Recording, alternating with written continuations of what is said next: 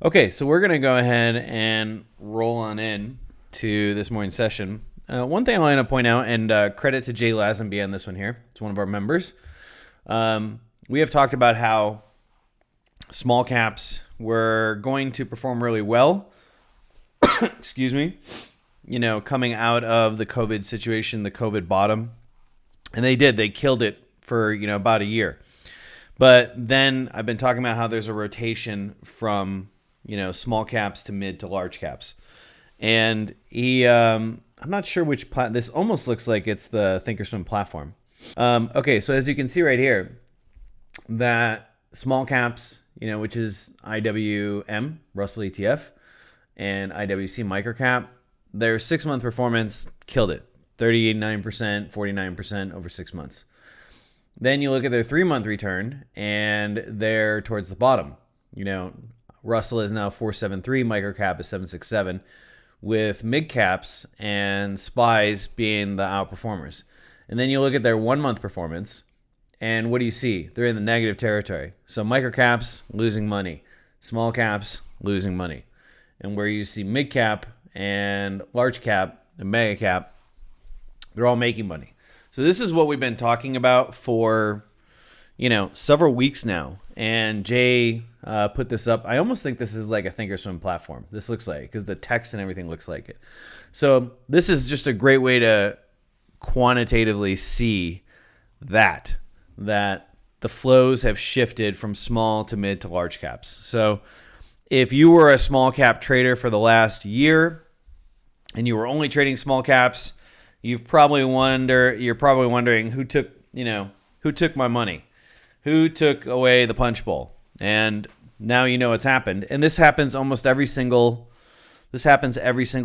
bear market recession that we have, that in the beginning, small caps are outperformers, but then they taper off. And so we talked about this in our wealth building course, and it's manifested perfectly as is. So Kevin, good to see you. Kevin Khan, Chi Chang, good morning, Chris. It's good to hear you get better. Thank you. Still a little throaty, things like that.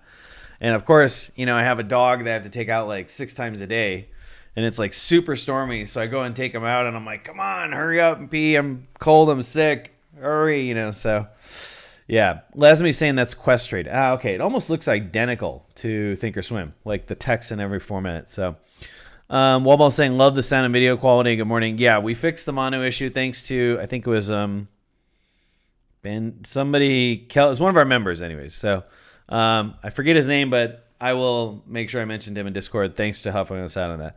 Miss Actor, good to see you. Beishan, good to see you. Shaim Tapa from India, hello. Hello from Lake Tahoe. And Ali Daydar, good to see you. Awesome, great. Okay, so covered that. Again, forgive the chest cough things. Whatever that comes out, I can't control it. So we're going to go over meta indexes today, SPYs, Qs, Bitcoin. And then we're going to look at the Benzinga Pro movers for the day. And so we are anticipating a non-volatile, very slow, kind of chill morning until we get FOMC at 11. Everything's all about, FOMC. And then, I feel that depending on how that announcement goes, we might get a break. Now, might get a break in certain direction. There are certain stocks right now that are showing really good strength or really good weakness. We had earnings this week. Lots and lots of earnings. So with that being said, no selling pressure in SPYs right now. And if we get dips to 410, unless there's some major catastrophic FOMC announcement or anything like that, I'm bullish on SPYs. I will buy dips to 410. I may even take the monthly VWAP, which is right around 413, 414. Looking at the intraday, let's look at 1 minute. See how it's just holding here? And let me get my trusty pen. So you can see buyers came in heavily off of 410. This is pretty strong selling. They ran into a wall, retested it, bought a little bit higher up, ripped. Then we had massive selling. This is the Biden tax announcement, which was pretty light, to be honest. And it ripped, or it sold off heavily, and then it just stuck the bid. It just line in the sand again, and then ripped it back up. And now we are right at the top. We're just holding here. We've held here now for 2 sessions. So no sellers are coming into the market. If they were, they wouldn't be holding in such a tight 2-point range. It's not even a 2-point range. It's like a 1.5-point range leading into FOMC at the top. So FOMC has the potential to send this back down. And if it gets down to, 410, 411, 412, I'll probably be, I'm looking to buy there. I think that's going to hold. If, however, we get, it still hangs up near the highs and then we break out, then we're looking at 420, 425. Options positioning has moved up considerably over the last several days. It's just kept, you're seeing more and more calls start to come up higher into the market. So that will continue to support and provide this kind of pin of support for that. And so unless we get some sort of shocker on the FOMC, I think you have to look at it as this is bullish. So, and then we want to trade that. Otherwise, happy to buy dips on that. Qs is showing a little bit more of a mixed. So if we look at the 1 hour on Qs has been kind of exploring this 342 to 333 range or 334 range, so an 8-point range. And so, it's been up and down. It's not pinning as much. And so Qs are right now in negative gamma territory. Negative gamma territory means in terms of options, the market is more net short options than net long options. And so with that being said, that creates more volatility. That's why you've seen this be much more volatile than SPYs lately. So I feel like if we can clear these recent highs here on the FOMC and hold above it, then there's room for 345, 350 on Qs. But I don't see it going much past that. I think any sort of decent sell-offs to 334, 333 are probably going to be bought. I'm just looking at options positioning here real quick on Qs, seeing if I notice anything. Yeah, I don't see this thing getting past 330 on the downside and maybe 345 on the upside unless we get some killer announcement. But overall, I'm bullish on Qs as long as we can maintain this 334 to 342 range. Okay, Bitcoin is changed its tune a little bit. 2 weeks of decent selling. It did find a good bid, but it's been stuck right at the monthly VWAP. And so, this orange line right here is the monthly VWAP. So really good rally off of 49. That was a really strong rally after 2 aggressive. This was pretty strong 2-way price action, and then we had pretty strong selling the following week. But then it just opened and was bought upon the open. And so it's holding near the highs right now. So Bitcoin right now, you kind of have to look at this as a corrective structure at the top. If it were to break these lows, then it's going to test that 45 and extend the corrective structure to be bigger. So I feel like we need to see a weekly close above the monthly VWAP for right now. If we can do that, then it should retest the highs near 60K, 60 plus K. But the fact that it's sold all the way off here, now you've created this wide a range. And so if it does close above this here, it's going to have to rebuild pressure up here. This unwound some of the bullish pressure, and now it's going to have to rebuild that bullish pressure. So I'm still bullish, medium term, long term on Bitcoin. I still think Bitcoin, my prediction for this year is 100K. I still think that's going to happen, but I think it's going to have to reset some of that momentum. It definitely unwound a little bit on that kind of pretty impulsive pullback recently. Okay, so we've covered that. Let's take a look at a few trades that we're in right now. I want to talk about Tesla and Facebook as well because they had strong reactions to their earnings. Right now, so we're going to look at a few. We're in Chewy right now. Chewy, if you look, is going absolutely nowhere. Just nowhere. 3, 6, 7, 8 weeks of just going nowhere. That's the great thing about options. If you trade options, you can make money if the stock goes absolutely nowhere. Currency pair goes nowhere. Doesn't matter. Gold, commodity goes nowhere. You can make money on that.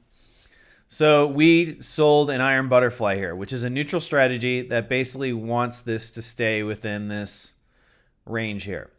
It needs to stay within this range for the next 2 weeks. If it does that, we keep the full credit. We got paid to get into this trade because we sold the option.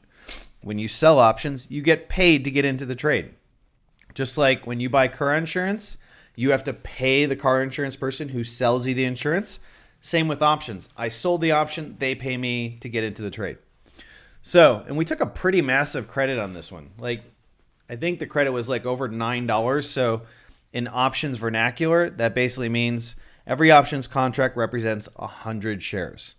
So one option contract for $9, and it was roughly $9.69, would be a $969 credit.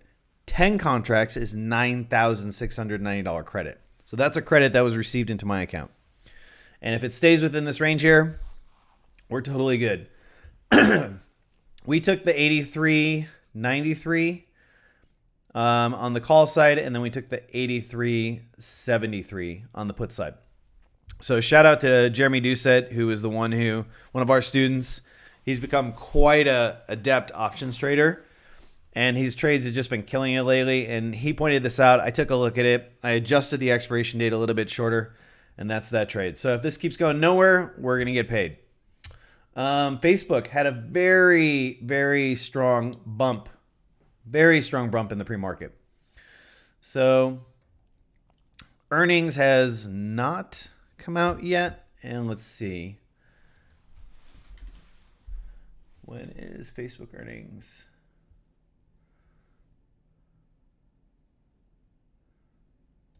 That's interesting. Stock market for beginners. He was named an administrator of the group. That is interesting. Okay. I'll have to take a look at that.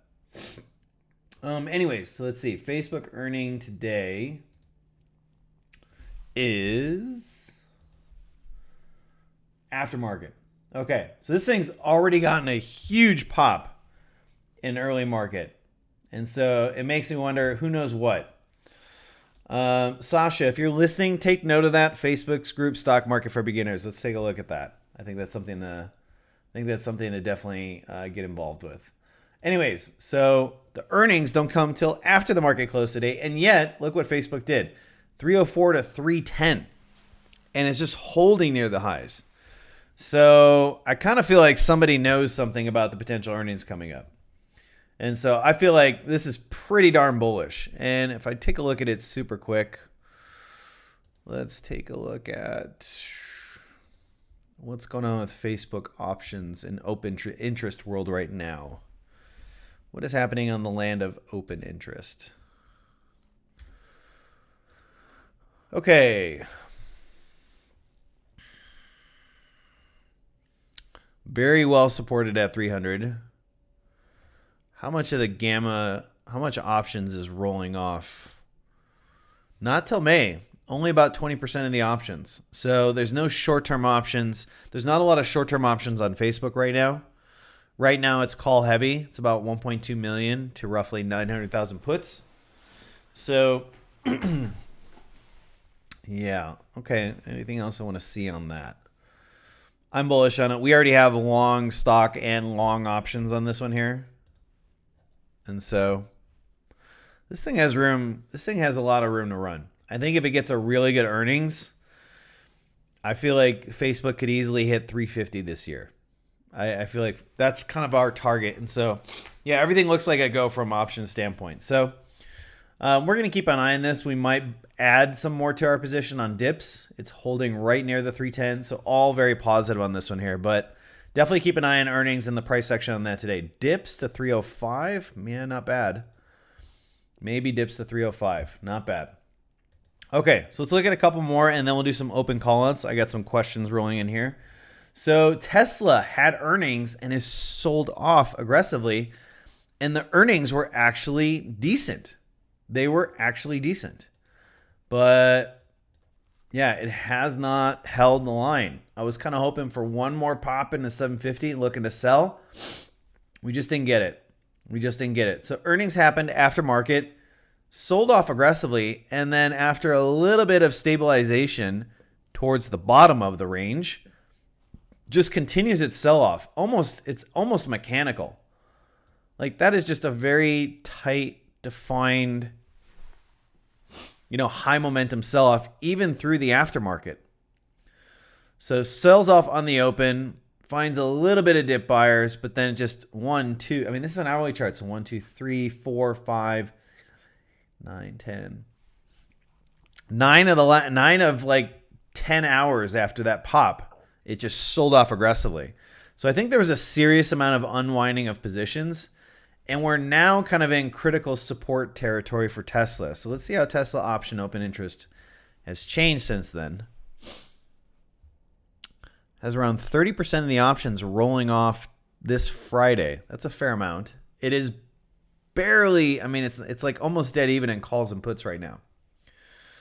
So I think this 691 support is kind of your important line in the sand for now. If it breaks this, then I think Tesla is finding its way, because this was the low of this bounce. Yeah, this is like a key line in the sand. If it gets an hourly close below this, then I think Tesla's going to 675. What is interesting about this price action is we have some aggressive selling, and then we have this very long, what I would call a two-way candle. And what do I mean by a two-way candle? A two-way candle is a candle that after you have a strong uptrend or a downtrend, it produces a very large candle print to the top and downside, but it kind of closes towards the middle. Why do I call this a two-way candle? Because it shows a lot of price action on both sides of the market. Think about it like this.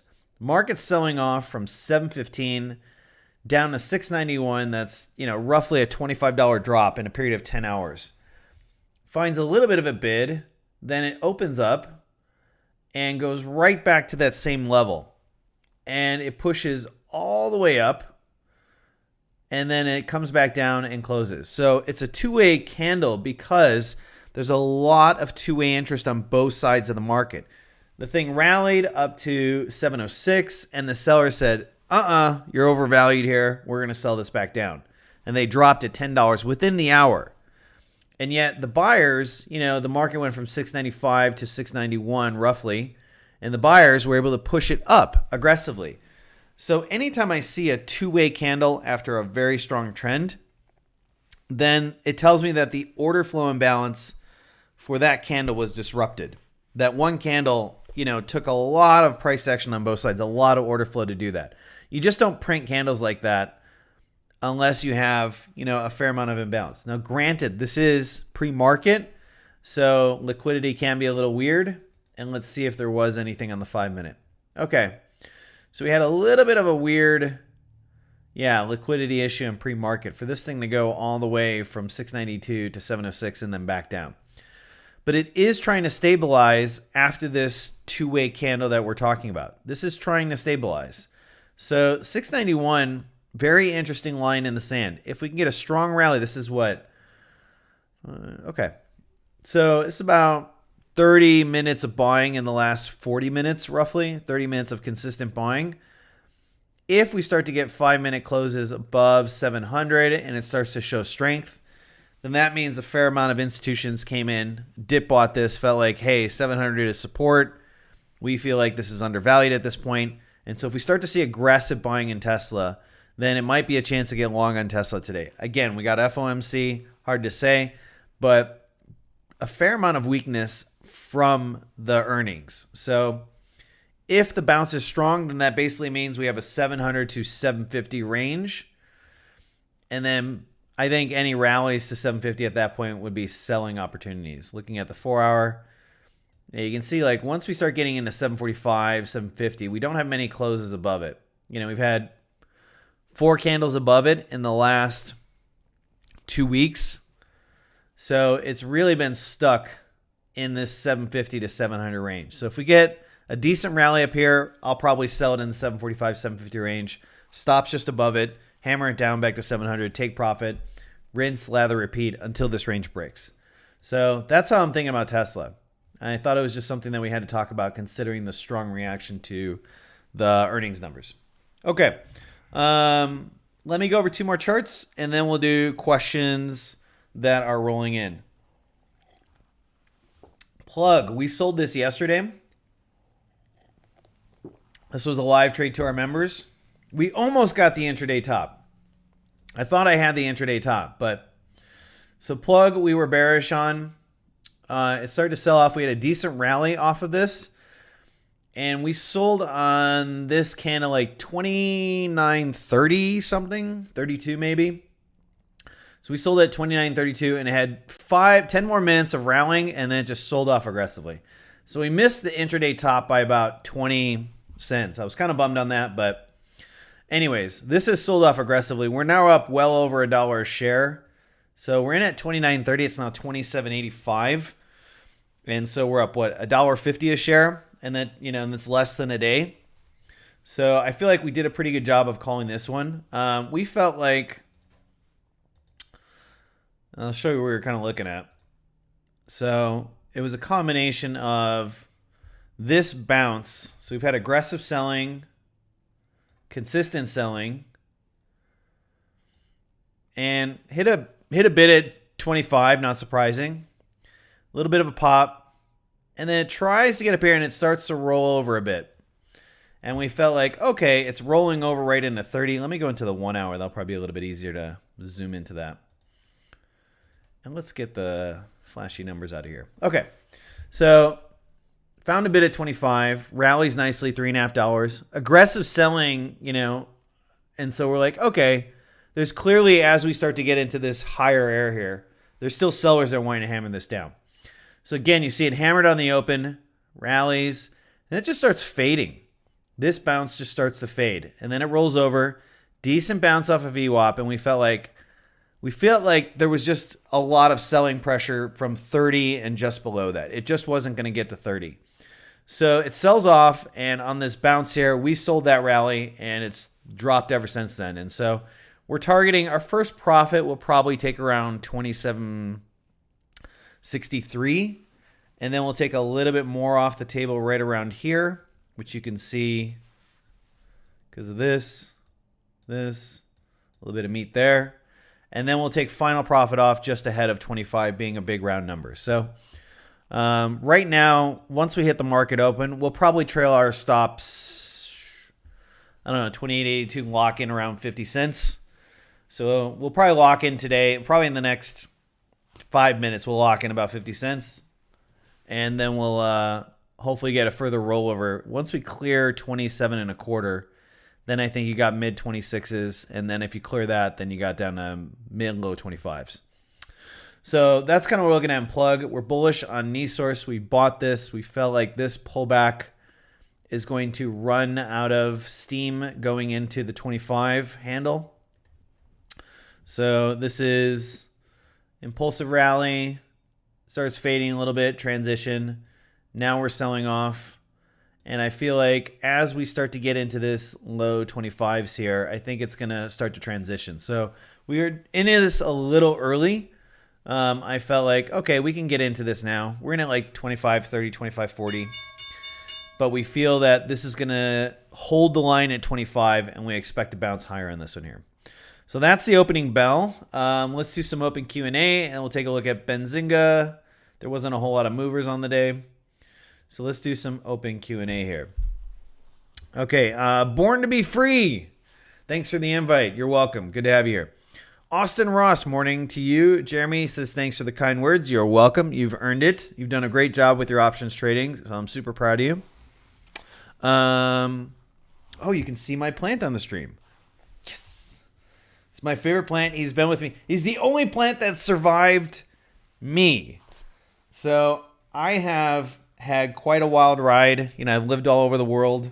I've lived in 5 different countries, traveled to a bunch, and I haven't always been the best plant owner, but I've had one plant that stayed with me for now 15 years. Yeah, and he was almost dead. Like, he was at my girlfriend's house, and he was just he wasn't in the right place in my girlfriend's house, and he was like right now he's got maybe 15 leaves. He was down to like 4. And I took him to a local nursery, and they gave me some tips, and they gave me some stuff, and he just like popped right back. He moved back in with me, and now he's trading with me. So Yeah, he's my senior agricultural advisor. But 15 years, he's totally survived me. It's pretty impressive. So, my favorite plant. Anyways, okay. Open Q&A. Let's take a look.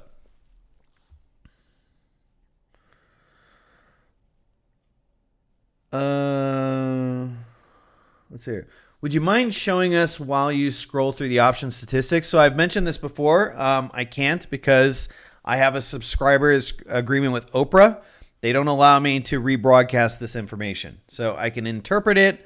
I can share my interpretation of it, but I cannot stream it. Otherwise, I could be sued through the wazoo. So yeah, I mentioned this before. Phil Moore. Oh yeah, he says, yeah. Basically, what the legal agreement is, I have a legal agreement that I can view it myself, but if I start showing it to other people, Stefano, thanks for the new subscription, by the way. And the service is that if I were to start streaming it live to everybody, I have to pay a fee for every single person watching this live. I'm not interested in doing that because that fee would be quite heavy. So, yeah, my apologies. Hot Sauce, that's a good name. GGII, check out this one. You won't regret it. The run starts today. Okay, so Hot Sauce, we have a call-out requirement. Call-out requirement is this. Instrument, time frame, 1 sentence description, bullish or bearish. And so if you get those three things, we will do call-outs. So we have a few minutes here. I could probably do another 10 minutes of call-outs roughly. So yeah, let's take a look at that. Kevin Kahn. Hi, Chris. When you're scalping, do you identify trend in H1, M5, and enter trade from M1? Good question. Okay, so my scalping timeframes are M1 and M5. Those are my trading timeframes. Depending upon the type of scalping, I can do some scalps on M5, but I feel that I do better on the M1 when scalping. With that being said, I still am checking in with the weekly, but the weekly is just a brief checkup. It's just, hey, am I running into any major multi-year levels? That's it. So I do my trend analysis, yes, on the 1 and 4 hour roughly. The weekly is just a major time frames. Peloton going down. You're not supposed to do that. And so I want to make sure I'm not running into anything in the weekly. Then 4 hour and 1 hour can be trend identification. Trading for scalping more often than one on the 5 minute, but I can do some scalping off the 5 minute. I won't get as many trades on the 5 minute as I will on the 1 minute, but that's okay with me. I've come to the conclusion I'm not a hyper scalper. I'm definitely not that person that will do like 100, 200 trades in a day. My type of day trading is I prefer to pick anywhere from 2 to 5, 10 stocks. Get as many of those short-term trades in, hold them for anywhere from 30 minutes, an hour, maybe a couple hours, maybe most of the session, and then be out. That's my preferred day trading method. I still enjoy scalping. I appreciate all hell. There's a lot of great skills you can learn from it. But yeah, to answer your question, yeah, you can use H1 or H4 for your overall trend. Still check in with the weekly, but then trade from the 5 or the 1. And so play with the 5 or 1. Do a couple hundred trades and then see which time frame works better for you. From my overall experience, I feel like if you're going to be scalping, you do not want to be in a trade longer than a couple minutes. The whole point of scalping is to capture a high Momo move. You want to capture a high imbalance in the order flow. If it's not going anywhere, get out. If it's not going anywhere and it's slowly building a direction, fine, you can stay into it. But the whole point of scalping is to get in, get out, catch the move. If you don't catch it, move on, get to the next one. So that's really the whole point of scalping. So most likely, if you're going to be entering trades on the M1, you do not want to be in those trades more than a couple minutes. Yeah, hopefully I answered your question. Jeffrey Banker is good to see you. What are good spreads for day trading stocks? I think 5 to 10 cents at most. Yeah, I mean, it's going to also depend upon market cap too. Generally, you want your spreads to be under 5 cents. You generally like 1, 2 cents. Because once you start, depending on the type of day trading, if you are scalping, you want super type spreads. If you are short-term day trading, you're holding for 30 minutes, an hour, maybe a couple hours, you can be okay with 2, 3 cents, 5 cents. there are some stocks that are going to have very wide spreads, like Tesla has wide spreads. You can often find 40, 50, 60 cents on Tesla, but it's not a big deal because Tesla moves. So Tesla can easily move $10 in one 5-minute candle. So if you can capture that $10 move, okay, you don't really care about 50 cents at that point. So it just depends upon the stocks that you're going to be trading. So don't think of it as like a fixed thing, like, oh, I want to be under 10 cents. There's certain stocks that are great to day trade that have plenty of volatility and they just have wider spreads. Tesla would be one of them. I'm trying to think of, there's another one I'm thinking of that is pretty volatile. Novavax. Right on cue, Novavax. So Novavax has decently wide spreads, but it's volatile as can be. So yeah, hopefully I answer your question. Soak007. Hi, Chris. I'm new here. It looks like you don't watch Market Open. Why don't you watch Market Open? I do watch Market Open. I'm just streaming today. So yes, I'm doing a lot of my analysis pre-market. So this way, by the time the market's open, I already have a pretty good idea of what's going on. But as I'm streaming, I don't really do a whole lot of watching pre-market because if I do that, I'm not really answering questions. I'm not really going over trade ideas. So yes, we always watch Market Open, but I'm streaming. So yeah, hopefully I answer your question. But again, though, if you do a pretty good job with the pre-market, watching the open, unless you already have a trade going on or something, it may or may not be that important. Also, because we got FOMC today, volumes and volatility are going to be compressed. I mean, looking at Benzinga, okay, we got one mover in Microvision. That's our big volume mover on the day. It's already hit its 10-day volume or its 30-day volume. It's already at 21 million shares. But then you look at some of the others, you know, there's not really that gangster movement here. 8%, 7%. It's okay, but nothing gangster. So Clover, yeah, we may take a look at Clover. I might have to look at Clover. See if there's what's going on with Clover. Any news on Clover? Nothing new. Okay, no trending on Wall Street bets. Okay, that might be it. So I'm not seeing any gangster movers on the open. So Deutsche Bank, I might be interested. I am looking to get some more financial exposure, but yeah, hopefully answer your question there, Soak. Yes. So if you do a good job watching pre-market, you don't need to see the open right off the bat.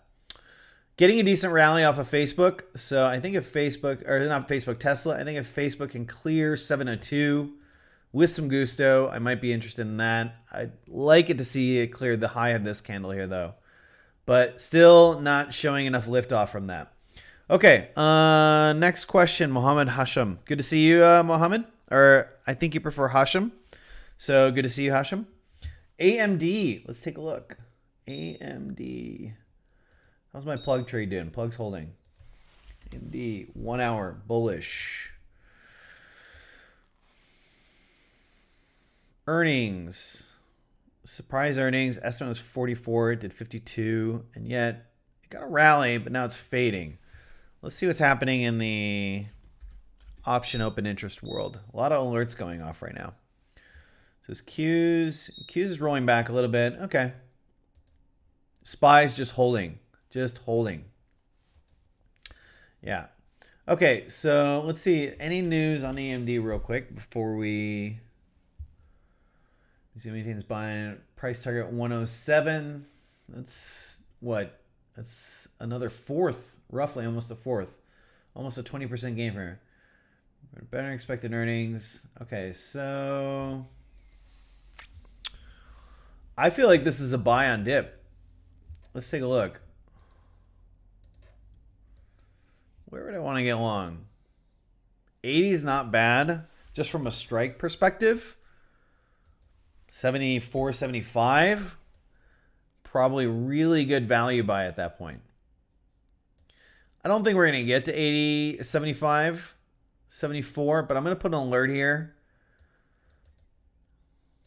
And then you're just going to have a major option strike here. It doesn't make sense from this overall structure, but we can see, this is a weekly chart. Let's move that over.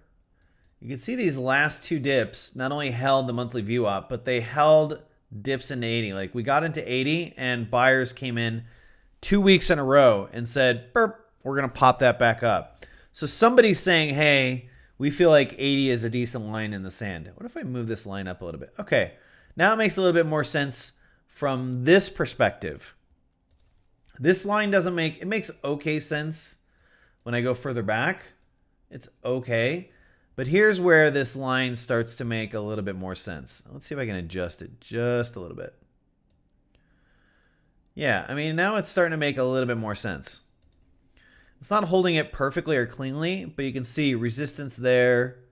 You know, you can see this kind of just every time we get in here, there's dip buying there. Both times. Send it back $3, $4, $3, $4, $3, $4. So, I feel like this might be a buy on dip. Can we get to monthly VWAP? Maybe. So I'll set an alert at 82, 85 as my first alert.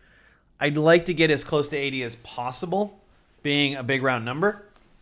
So I am bullish on this, but just not right now. That's a pretty decent 1 hour, 10-minute sell-off. So your first test is going to be weekly VWAP, 85.93. We'll set an alert there. I'm not sure you're going to get a super strong bid, but you might. And so we'll take a look at that one there. But it's a decent recommendation. I think this has potential. So, yeah, decent recommendation, Hashem. Not bad. Okay, what else do we got? Euro yen. Hot Sauce never came back for his full recommendation. He just, a little hit and run. Euro yen, 1 hour bullish. Let's take a look. And which stock? I can move Chewy. Chewy's not going anywhere. You're not going anywhere, Chewy. That's because I said so. Okay. Bullish. Yeah. Also, I see I move above daily SR. Yeah, hard not to be. Hard not to be bullish on the break of that. Let's see what's going on the... Start with 4 hour. Yeah, I wouldn't buy this top. Like, I like the corrective structure here. This is a good... You break above it. You sit here. Nice corrective structure. Impulsive rip. Corrective structure. There's a little bit of fade in this corrective structure on the 4 hour. And so I like dips back to here. So this is my support zone here. Yeah, 30.57 to... What would that other one be? 30.93. So you got about a 40 pip range there.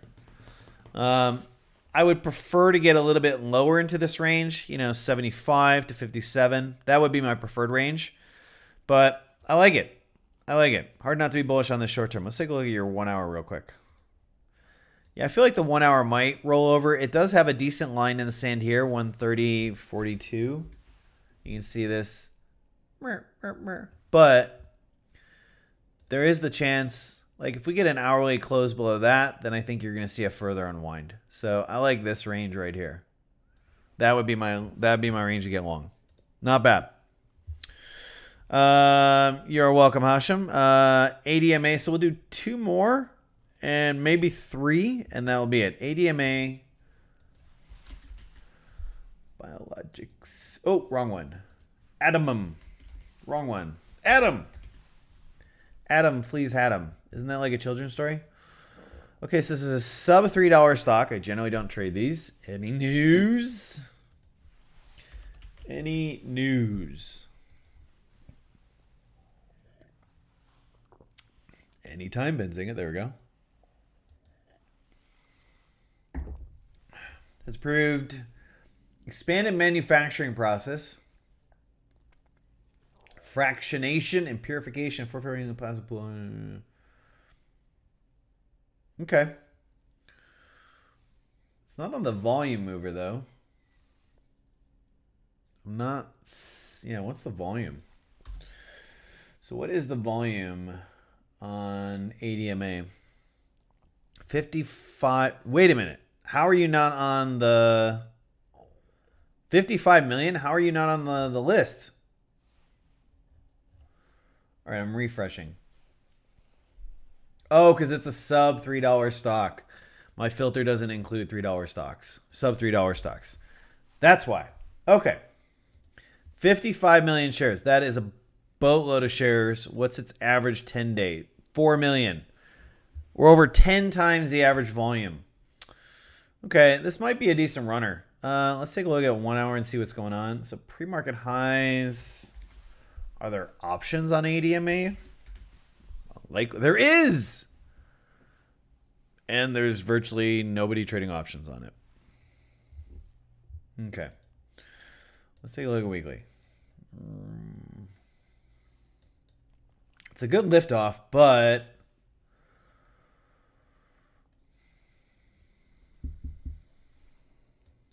not totally crazy on it. I think you're going to run into some overhead resistance right around 3.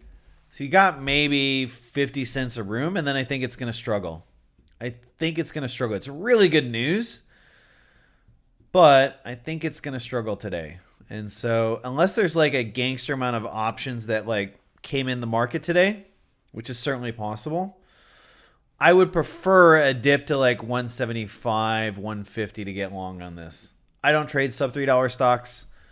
They're just not, the liquidity and just, this has plenty of liquidity right now, but I've just not had the best performance with them. And so I want to trade where my performance is good. So, and I can't get a whole lot of options on sub $3 stocks. Yeah, I think this is going to run into trouble at 3. If it can clear 3, then I think you got a little bit more. I think you got 350 and then potential 4.25. It's not bad. It's a good rip the last 2 weeks. Maybe somebody knew something, because that's the biggest rip in a while. So maybe somebody knew something and then bought ahead of it. But I prefer bigger dips on this one here. So it's building pressure, though. It's building pressure on the 5-minute. Yeah, it's not bad. I mean, short term, it looks good. The structure looks good. I'd like to see this, because right now you have a corrective structure at the top. And so I'd like to see this build pressure. It may break. If it breaks, breakout pullback maybe. Yeah, not bad. Not bad. I don't trade sub 3, but I think there's potential in this one. Okay. We got, all right, we'll do Zoom, which is Jeremy. We will do Born to Free, and then we'll do Olajuwon Adebayo. So Zoom. How would I play the range? Sure. Let's see what's going on Zoom. Zoom is trying to figure out how to get its legs underneath them. We've had now 3, 4, 5, 6, 7, 8, 9 weeks. 9 weeks of trying to crack the 307, and it hasn't been able to do that. It just hasn't been able to do that. Like, it keeps finding dip buyers. Even on this aggressive sell-off, it found dip buyers. Like, it keeps finding dip buyers as we get into this 315 to 307 range. That's interesting. Let's take a look at 4.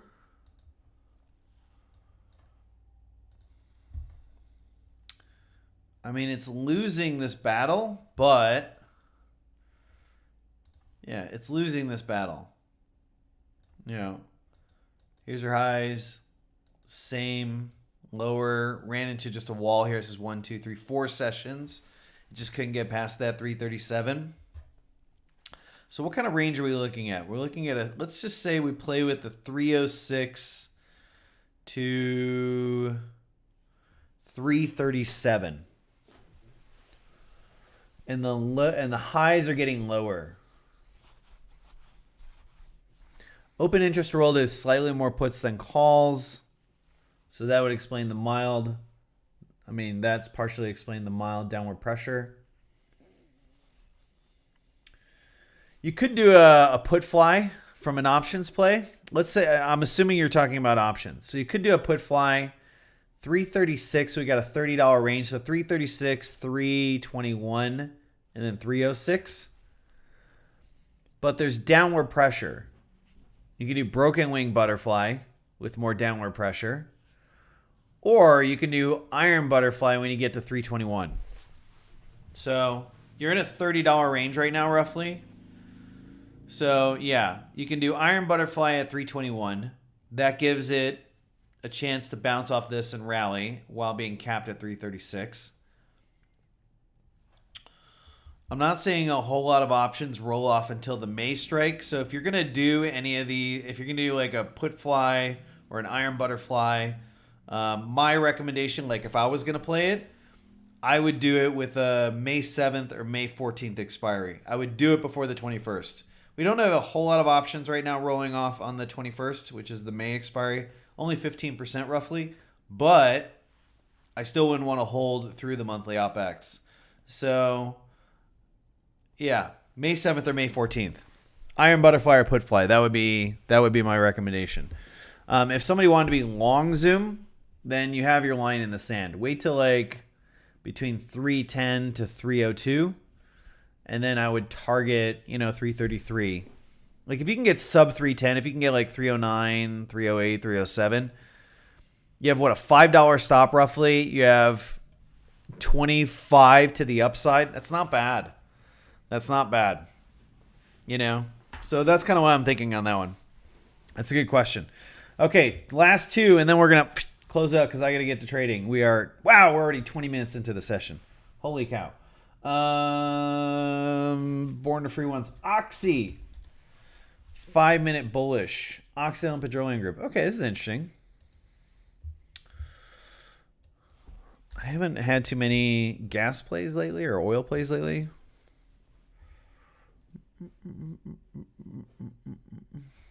Okay, I think you're going to have a little bit of resistance around here. 26. This is where this rally hit. But then you have like false break and immediate dip buying. It's steady, but it's not aggressive. It's steady. It was impulsive. Now it's just kind of steady, consistent buying. So maybe some unwinding of some fair amount of shorts. Calls to puts is almost 2-to-1 right now. Yeah, it's like 500,000 calls, roughly 250,000 puts. And you have about 20% of the options rolling off end of May. If it can get a 4-hour close above 26, then I think you got scope for 27 and a half, maybe 28, close to 28. And if it can clear 28.72, then you have scope for all this range up here. So it's short term, I'm liking this. It's got this hurdle right here at 26 to clear. So if it can clear 26, then I think there's a decent amount of room. But I'm not totally convinced of the bounce yet. So look for, what time frame were you looking at? You were looking at 5 minutes. What's the volume? It's okay. It's not great. What is that? 1/7. It's about 15% of its average 10-day volume. I think if you're going to dip buy on the 5-minute, Tesla holding 701, I think you'd probably want to dip buy towards low 25, like 25.35, 25.30. But yeah, I'm less confident right now because it held a corrective structure and then sold off. It's trying to hold VWAP. If it consistently loses VWAP and then the 9, which is this green line here, then I think you're going to see a further roll down. So yeah, I think it's going to struggle. I would want to wait till this closes above 26. Otherwise, you have to wait for a bigger dip. Yeah, that's what I'm looking on that one. Okay, long term, I always buy oil and gas. Yeah, I mean, I think there's some potential plays in that. I think that we are seeing a major shift in oil and gas to renewable energy. Like the millennial generation today, God bless their hearts, they are much more focused on renewable energies than they are oil and gas. So I think it's the first time in my 2 decades of trading that I've seen an investing generation truly care about what they invest in. Like it's not just, hey, I'm going to invest in this because I want to make money. It's no, hey, I'm going to invest in this because I want to make money and I believe this is going to be the tech of the future. So I really appreciate that about the newest generation today. It kind of makes me feel like finally, I mean, I've been trading for 21 years. I can't even tell you how many traders I saw that did not give an F about anything that they traded as long as they can make money off of it. They didn't even care if that company was like robbing people blind. They did not care as long as they made money off it. Now people actually care. And so I feel like as a whole generation, they care. And so I feel super excited about that going forward. Because it was definitely different back in my day.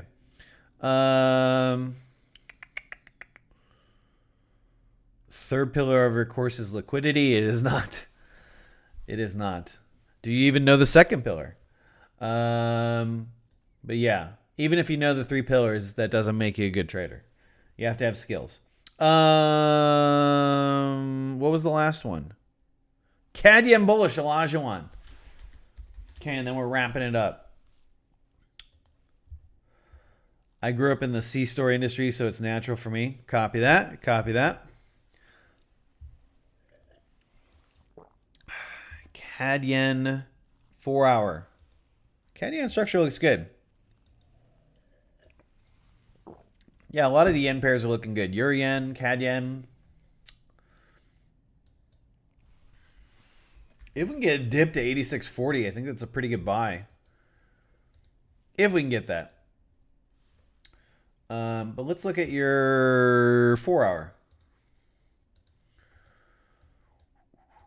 I think you got resistance here.